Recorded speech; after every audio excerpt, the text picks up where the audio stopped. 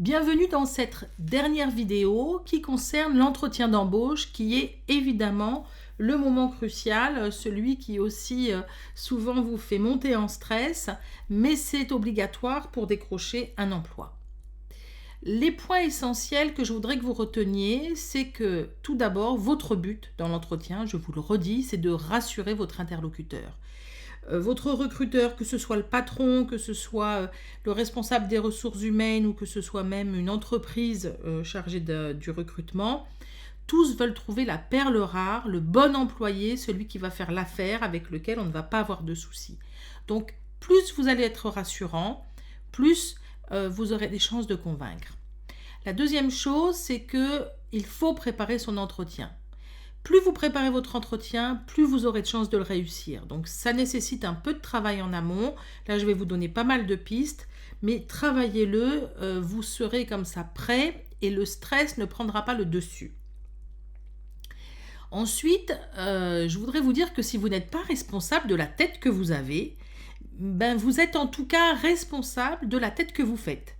Ça veut dire que vous devez faire très attention à votre posture, à la façon dont vous allez regarder les gens, dont vous allez sourire. C'est très important pour dégager une attitude sympathique. Et puis, la dernière chose, c'est que pour être convaincant, il faut que vous soyez convaincu. Ça veut dire que quand vous allez à un entretien d'embauche, allez-y en disant « je vais casser la baraque », ce boulot est pour moi, c'est moi qui vais l'avoir. Vous serez beaucoup plus dynamique que si vous y allez déjà perdant. Comment ça se passe un entretien? La première chose qu'il faut que vous reteniez, c'est que votre entretien, il démarre dès que vous passez la porte de l'entreprise. Pourquoi? Parce que vous allez peut-être croiser le chef d'entreprise, vous allez peut-être croiser ou être reçu par une secrétaire qui va vous faire attendre, et puis cette secrétaire, le patron va lui demander son avis au moment du choix, parce qu'elle aura vu passer tous les candidats. Donc, dès que vous rentrez dans l'entreprise, vous êtes dans le rôle du parfait candidat et vous devez faire attention à votre posture, à regarder les gens en face, à dire bonjour, à avoir vraiment une attitude cordiale.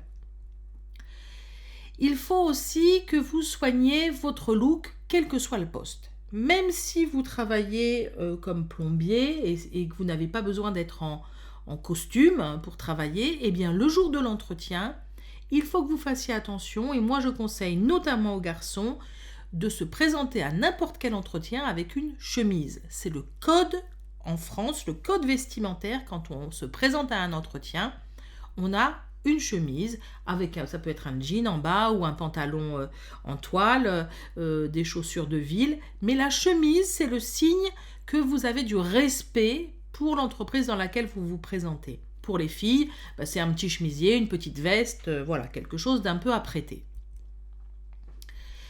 La dernière chose, c'est qu'il va falloir donc que vous soigniez votre posture et votre attitude générale. Ça veut dire quoi? Ça veut dire que vous devez regarder la personne dans les yeux, éviter de regarder vos chaussures, évidemment ne pas avoir de chewing-gum dans la bouche, éviter les tics nerveux, comme bouger son pied sous la table. Faites attention, voilà, vous êtes vraiment en représentation pendant 20 à 45 minutes.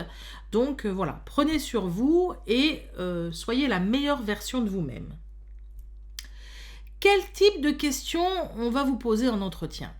Alors, d'abord, il y a les questions pour faire connaissance. Donc, on va vous dire, présentez-vous en quelques minutes, s'il vous plaît. Ça, en général, la plupart des entretiens commencent comme ça. Donc, dans ces cas-là, ce qu'il faut, c'est ne pas réciter son CV, bêtement. Il faut mettre en avant aussi sa personnalité, donc vos qualités, et aussi, le plus tôt possible, les mots magiques, les compétences et les mots magiques en casant que vous êtes opérationnel, que vous êtes quelqu'un qui apprend vite, que vous êtes sociable, que vous vous intégrez facilement. Voilà, donnez tout de suite le meilleur de vous.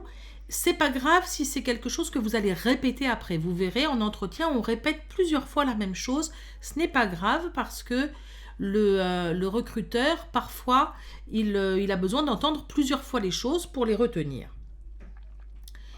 Vous risquez d'avoir ensuite des questions pour évaluer vos compétences et votre maturité. Alors, c'est quoi ces questions? Ça va être, par exemple, Parlez-moi de vos expériences et de vos compétences. Là, il va falloir que vous racontiez ce que vous avez déjà fait, ce que vous avez déjà vécu, en donnant des exemples précis, sans en parler trop longtemps. Il ne faut pas que ça dure des heures, mais être synthétique pour dire que, par exemple, vous avez ouvert en autonomie le magasin de votre patron pendant 2 mois parce qu'il était malade et que ça vous a permis du coup de gagner en maturité, de prendre conscience de ce que c'était que le sens des responsabilités. Voilà, ça c'est un exemple. On va aussi vous poser par exemple comme question: que pouvez-vous apporter à notre entreprise?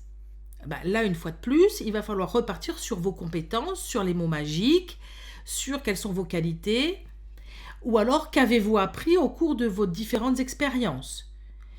Là encore, en fait, tout ça, ça tourne autour des mêmes choses. Ces questions, elles peuvent être répétées plusieurs fois et vous allez toujours tourner autour de vos compétences et de vos qualités. On peut aussi vous demander quelles sont vos qualités et vos défauts principaux. Là, c'est attention, pour vos qualités, vous donnez les qualités qui sont en rapport avec le poste, et pour le défaut, en général on essaye d'en donner qu'un seul. Attention de ne pas donner un défaut qui serait problématique et qui n'irait pas avec le poste. Je vous donne un exemple. Une jeune femme veut être hôtesse de caisse.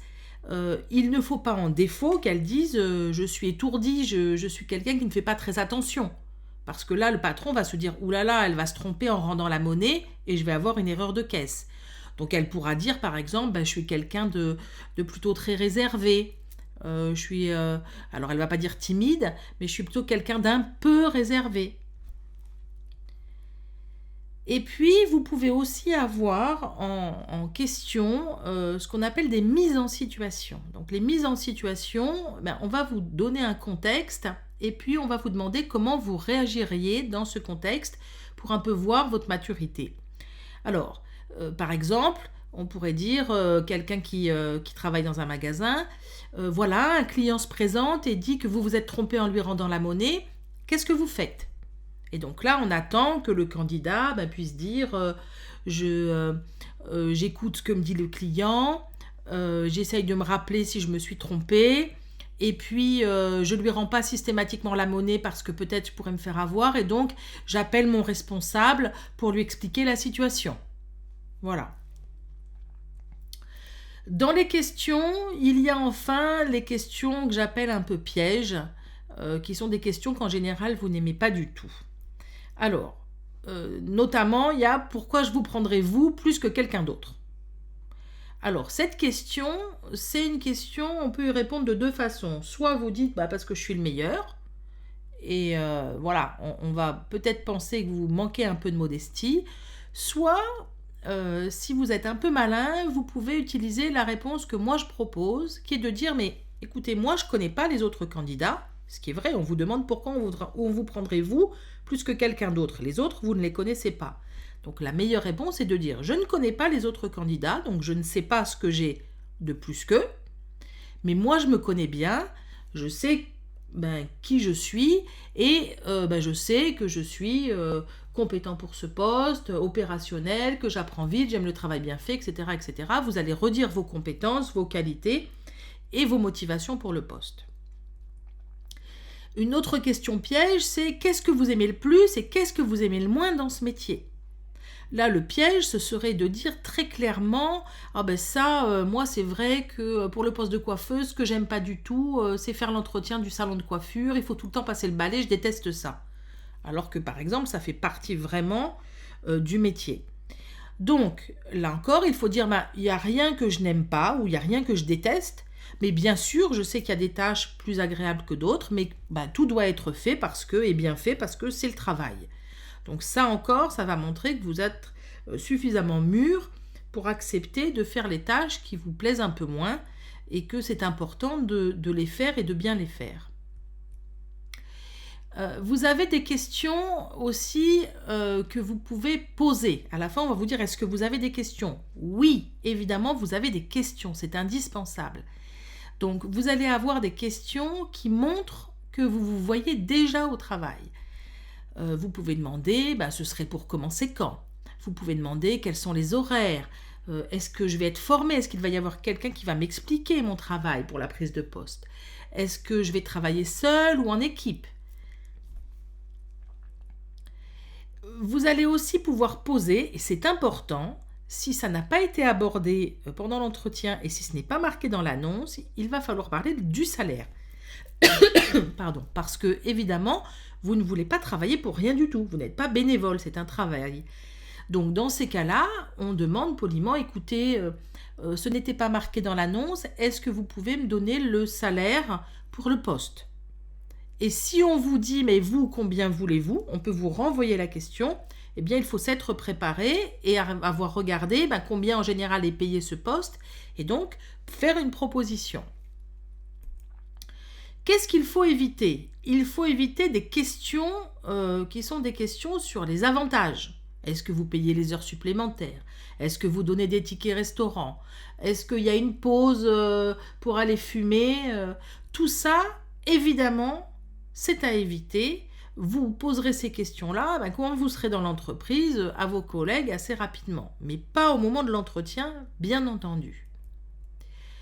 Voilà, on a passé très vite l'entretien. Moi, ce que je vous propose, c'est de regarder une petite vidéo qui vous donne des explications, de faire l'exercice de préparation de l'entretien. Donc, je vous ai posé des questions et vous allez répondre aux questions par écrit, mais comme si vous étiez en entretien, pour que vous ayez une base pour pouvoir répéter, parce que quand on va se voir en entretien individuel, je vais vous faire une simulation d'entretien, je vais donc vous poser des questions, parmi les questions que vous aurez à remplir là, il y aura les questions que je vais vous poser, et donc j'attends que vous me donniez des réponses préparées. Et puis pour finir, je voudrais que vous fassiez le test Ascabox, qui est un test en ligne, pour valider ce que vous avez retenu de l'ensemble du module technique recherche d'emploi qu'on a vu ensemble. Voilà, c'est une série de questions avec des choix multiples. Vous le remplissez en mettant votre prénom, vous suivez ce qui est indiqué. Et moi, je vous rendrai les résultats de ce test lors de notre entretien. Bon courage, voilà, travaillez une fois de plus sérieusement, je compte sur vous pour pouvoir vous préparer au mieux lors de la simulation d'entretien qu'on aura ensemble. À très bientôt, au revoir.